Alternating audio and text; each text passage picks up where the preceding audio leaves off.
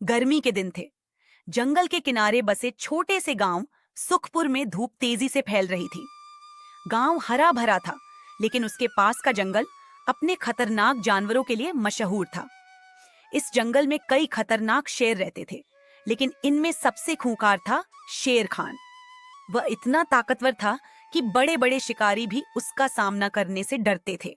गांव के लोग अक्सर बच्चों को जंगल के करीब जाने से मना करते थे, लेकिन गांव का एक छोटा लड़का भोला बहुत जिज्ञासु और निडर था।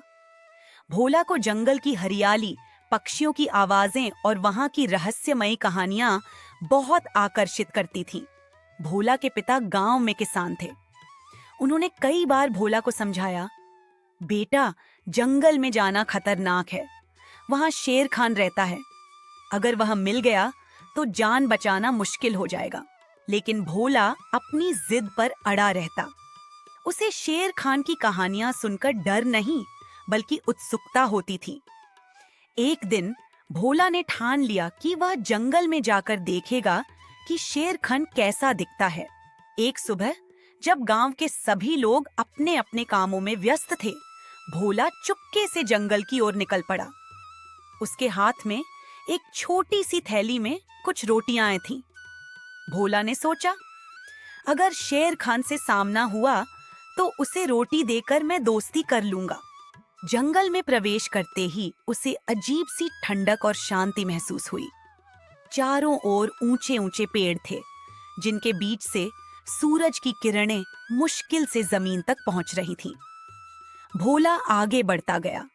रास्ते में उसे हिरण और खरगोश दिखाई दिए। वह हर चीज को देखकर खुश हो रहा था। भोला ने जैसे ही झाड़ी की ओर देखा, उसके होश उड़ गए। वहां एक बड़ा और खूंखार शेर खड़ा था। उसकी चमचमाती आंखें और तेज दांत देखकर कोई भी डर से कांप जाता। यह शेर खान था। शेर खान ने गुर्राते हुए भोला की ओर कदम बढ़ाए। भोला डर के मारे अपनी जगह पर जम गया, लेकिन उसने अपने डर को दबाया और धीमे से अपनी थैली से रोटी निकाली। उसने कहा, शेर खान, मैं तुम्हें नुकसान पहुंचाने नहीं आया। मैं तो तुम्हारा दोस्त बनना चाहता हूँ। शेर खान एक पल के लिए रुका। वह शायद सोच रहा था कि यह लड़का इतना निडर कैसे है। उसने गुर्राना बंद कर दिया और रोटी को सूंघने लगा। शेर खान ने रोटी खाई और थोड़ा शांत हो गया। भोला ने यह देखकर हिम्मत जुटाई और धीरे धीरे उसकी ओर बढ़ा। उसने कहा, तुम्हारी भूख मिटाने के लिए मेरे पास और भी रोटियां हैं, लेकिन तुम मुझे नुकसान मत पहुंचाना। भोला की मासूमियत और साहस ने शेर खान को हैरान कर दिया। शेर खान ने उसे नुकसान नहीं पहुंचाया। इसके बजाय वह जमीन पर बैठ गया, जैसे वह आराम कर रहा हो। भोला ने उसकी तरफ बढ़कर उसका सिर सहलाने की कोशिश की।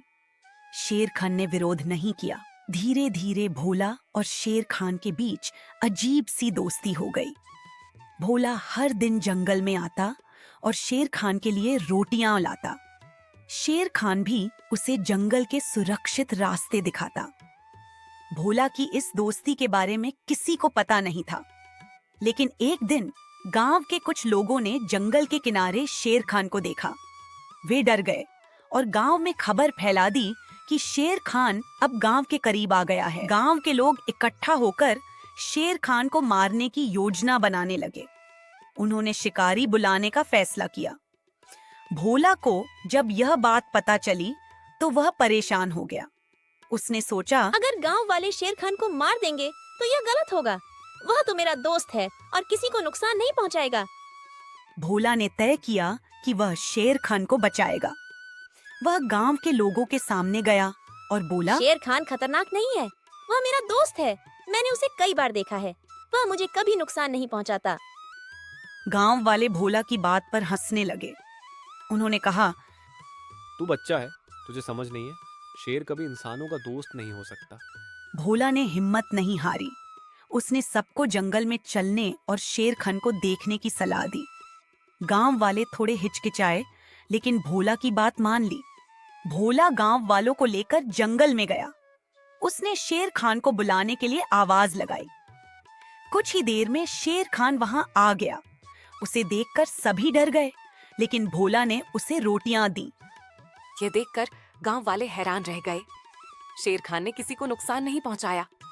गांव वालों को समझ आ गया कि शेर खान सिर्फ भूखा था और अगर उसे नुकसान न पहुंचाया जाए तो वह शांत रह सकता है। भोला की इस बहादुरी और मासूमियत ने गांव वालों को एक बड़ा सबक सिखाया। उन्होंने शेर खान को मारने का विचार छोड़ दिया और उसे जंगल में स्वतंत्र रहने दिया। शेर खान ने भी कभी गांव वालों को परेशान नहीं किया।